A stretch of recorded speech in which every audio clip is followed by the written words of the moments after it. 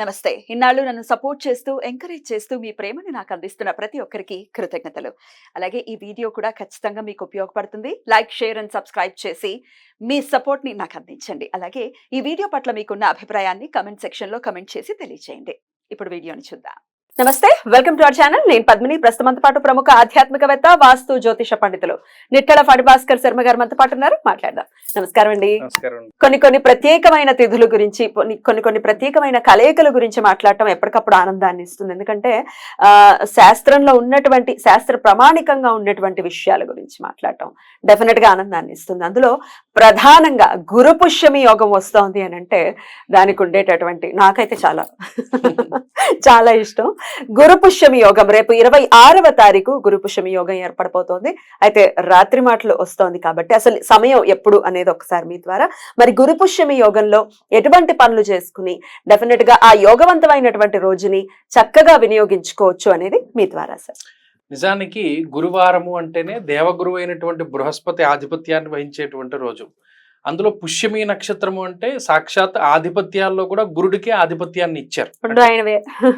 పుష్యమి అంటే శని అధిదేవత, అధిపతిగా ఉన్నారు, కానీ అధిదేవత మాత్రం బృహస్పతి. ఇది కన్ఫ్యూజ్ అవుతుంటారు. పుష్యమి అంటే శనిది కదా అంటారు. కానీ శని, పుష్యమి, అలాగే అనురాధ, ఉత్తరాభాద్రకి అధిపతి, కానీ అధిదేవతలు ఉంటారు. ఉదాహరణకి ఈ పుబ్బా నక్షత్రానికి సూర్యుడని, లేదా భగుడు అనేటువంటి సూర్యుడని, లేదా ధనిష్ఠకి విశ్వదేవతలని, అలా ఎవరైతే అధిదేవతలుగా ఉన్నారో అలా ఈ పుష్యమి నక్షత్రానికి దేవగురు అయినటువంటి బృహస్పతి అధిదేవత.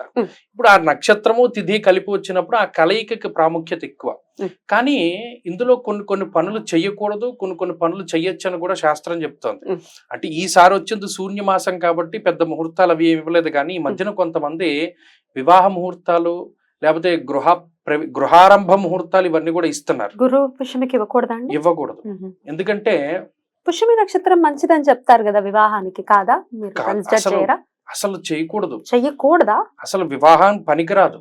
పుష్యమి పనికిరాదా? పుష్యో వివాహే గమనే చిత్త తదైవ మూలా మిథున క్రియాయాం గృహప్రవేశే పరివర్జనీయ స్వాత్యర్క దశరాద్ ఇతి వైష్ణవాసు. ఇది చాలా గొప్ప శ్లోకం చెప్పారు.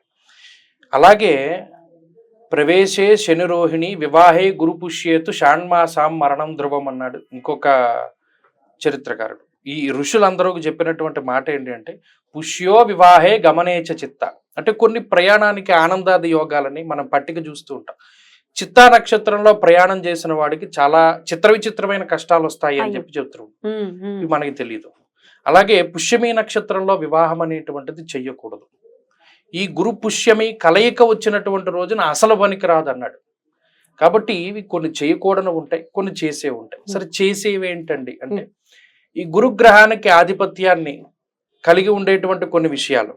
యజన కీర్తి గృహ కాంచన పుత్ర వస్త్ర అశ్వాధికారకో గురువు అంటూ ఉన్నది శాస్త్రం. ఎన్నున్నాయో అందులో యజ్ఞయాగాది క్రతువులు ఉన్నాయి. కాంచనము అంటే బంగారం కొనుగోలు చేయడం ఉన్నాయి. అలాగే సంతానానికి సంబంధించిన విషయాలు కొన్ని ఉన్నాయి. ఇలా ఆయన ఆధిపత్యం వహించేటువంటివన్నీ కూడా అందులో చేయొచ్చు. ఇందులో పుష్యమి నక్షత్రం మరలా గృహారంభానికి పనికి రాదన్నాడు, గృహ ప్రవేశానికే పనికి వస్తుంది.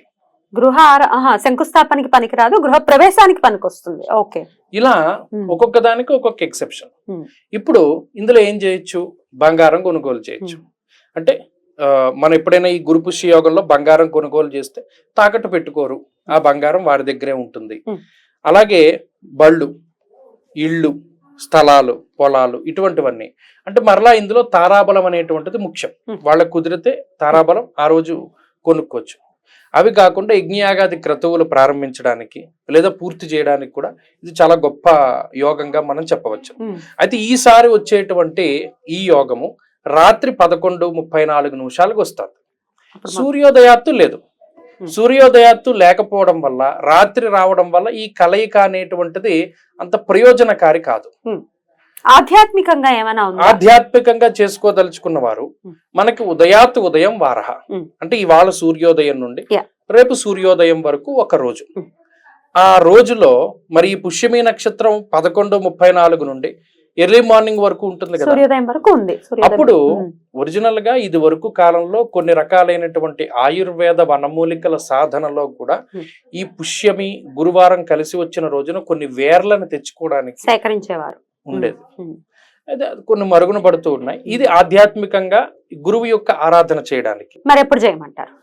బ్రాహ్మీ ముహూర్తంలో చేసుకోవచ్చు. ఎప్పుడు బ్రాహ్మీ ముహూర్తం? తెల్లవారితే శుక్రవారం అనగా గురువారం రాత్రి 4-5 ఆ ప్రాంతాల్లో, 4 నుంచి 5 ఆ ప్రాంతంలో చక్కగా దేవగురువు అయినటువంటి బృహస్పతి ఆరాధన గాని, లేదా దక్షిణామూర్తి ఆరాధన గాని, లేదా దత్తాత్రేయ స్వామి వారి యొక్క ఆరాధన గాని, దత్తావతారాల్లో ఏ ఆరాధన చేసినా మంచిది. అలా చేసుకోదలుచుకుంటే ఈ ఆరాధనలు చేస్తే గురుబలం పెరుగుతుంది. ఎలా అండి ఆరాధన ఎలా చేయమంటారు? ఆ రోజు లేవగానే చక్కగా స్నానాధికాలన్నీ పూర్తి చేసుకుని ఈ 4 నుండి 5 మధ్యలో స్తోత్ర పారాయణ చేయాలి. ముఖ్యంగా దక్షిణామూర్తి ఆరాధన చేస్తే దక్షిణామూర్తికి అభిముఖంగా కూర్చుని దీపారాధన చేసుకుని దక్షిణామూర్తి స్తోత్రాన్ని పారాయణ చేయాలి. అలాగే సిద్ధమంగళ స్తోత్రాన్ని చదువుకోవచ్చు. అలాగే దత్తాత్రేయ స్వామి వారి యొక్క స్తోత్రాలను చదువుకోవచ్చు. గురుచరిత్రల పారాయణ చేసుకోవచ్చును. ఇవన్నీ కూడా చాలా విశేషమైనటువంటి ఫలితాన్ని ఇస్తాయి. ఆ సమయంలో ఉంది కాబట్టి ఆ సమయంలో ఎందుకంటే మళ్ళీ మళ్ళీ వచ్చేటటువంటి పరిస్థితి ఉండదు, ఉన్నప్పుడు వినియోగించుకోవాలి. అందుకే నా ప్రశ్న కూడా అదే ఆరాధన విషయంలోనే అడిగానండి. ఇక గురు బలం లేదు ఈ జాతకులకి అనేది ఎలా కన్సిడర్ చేస్తారు? మీరు జాతకం చూసినప్పుడు ఎలా తెలుస్తుంది? గురువు యొక్క సంచారాన్ని మనం అనుకూలంగా చేసుకుని పలానా స్థానాల్లో గోచార రీత్యా గురుడు సంచారం చేస్తూ ఉన్నప్పుడు గురు బలం లేదు అని నిర్ధారణ చేస్తాం. లేదు జాతకంలో గురువు ఆయా స్థానాల్లో స్థితిని పొందినప్పుడు, ఆయా స్థానాలకి ఆధిపత్యాలను వహిస్తూ ఉన్నప్పుడు ఆయన ఉండేటువంటి స్థానస్థిత పరిస్థితుల్ని, అలాగే ఆయన ఉండేటువంటి నక్షత్రాన్ని, అలాగే షడ్వర్గుల్లో ఆయన ఉండేటువంటి స్థితిని, దృష్టుల్ని, వీటన్నిటిని పరిశీలన చేయాలి. చేసినప్పుడు వీడికి గురుబలం లేదురా, ఇతనికి గురుబలం ఉంది, ఈమెకు గురుబలం ఉంది. గురుబలం ఉంటే ఏమవుతుంది అంటే ఇందాక చెప్పుకున్నటువంటి కారకత్వాలు అన్ని ఆయన పుష్కలంగా ఇస్తారు.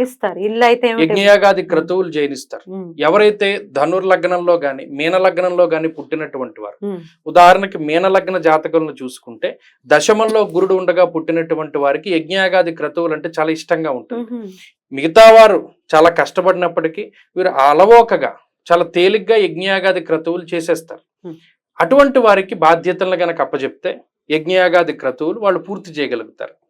అలాగే ఈ హంస మహాపురుష యోగాన్ని ఇచ్చేది కూడా గురుడే కాబట్టి అటు చదువులో కానీ, మేధస్సులో కానీ, ఇంకో దాంట్లో కానీ ఆయన పరిపూర్ణమైనటువంటి జ్ఞాన ప్రదాత.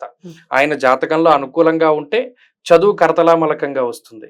అలాగే పూర్వం అభ్యసించినటువంటి శాస్త్రాలు, గత జన్మల్లో అభ్యసించినటువంటి శాస్త్రాల్లో కూడా ప్రవేశాన్ని జయినిస్తాడు.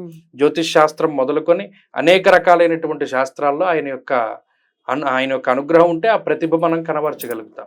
అలాగే గ్రాస్పింగ్ పవర్, ఏకసంతాగ్రహి, ద్విసంత, ఇలా మనం అంటూ ఉంటాం కదా, దానికి కూడా గురుడే కారణం అవుతారు. అలాగే బృహస్పతి స్థితి లగ్నే దివ్యదేహో సుభాషిత, గురుడు లగ్నంలో ఉంటే దివ్యమైన దేహాన్ని ఇస్తాడు. కొంతమంది లావుగా ఉంటారు కానీ ఆరోగ్యంగా ఉంటారు, అటువంటి దానికి కూడా గురుడు కారణం. ప్రచుర పుత్ర కళత్ర సమన్విత సురగురు సుతగేహ గతేనర అన్నారు. ఒకళ్ళకి ఏమి లేకపోయినా కుటుంబం చాలా బాగుంటుంది, పెళ్ళయిన తర్వాత కలిసి వస్తుంది. అటువంటి వాళ్ళకి దశమ మందిరగేచ బృహస్పతో తురగరత్న విభూషిత మందిర, ఒకళ్ళు బ్రహ్మాండమైన విల్లాల్లో ఉంటాడు. వాడి జీవితం మొదలుకొని జీవిత చివరి వరకు కూడా చాలా రత్న ఖచ్చిత మయూరం అనే ఈ మండపాల్లో ఉంటూ ఉంటాడు, ఇంటి ఇళ్లలో ఉంటాడు. ఆ ఇల్లు రావడానికి బృహస్పతే కారణం. అలాగే ఒక్కొక్కళ్ళకి సంతానం వల్ల పేరు వస్తుంది, దానికి బృహస్పతే కారణం. అలాగే ఒకళ్ళు చాలా బక్కగా కనబడతారు. 8వ స్థానంలో గురుడు ఉన్నప్పుడు ఒక శ్లోకం చెప్పాడు, ప్రేష్యో మనిష్యో మలినోతి దీనో వివేకహీనో వినయోంగితస్య ఆయుర్విశేషి వచ్చి సామధీసే అని. అష్టమ గురుడు ఉన్న వాళ్ళకి ఆయుర్దాయం ఎక్కువగా ఉంటుందన్నాడు.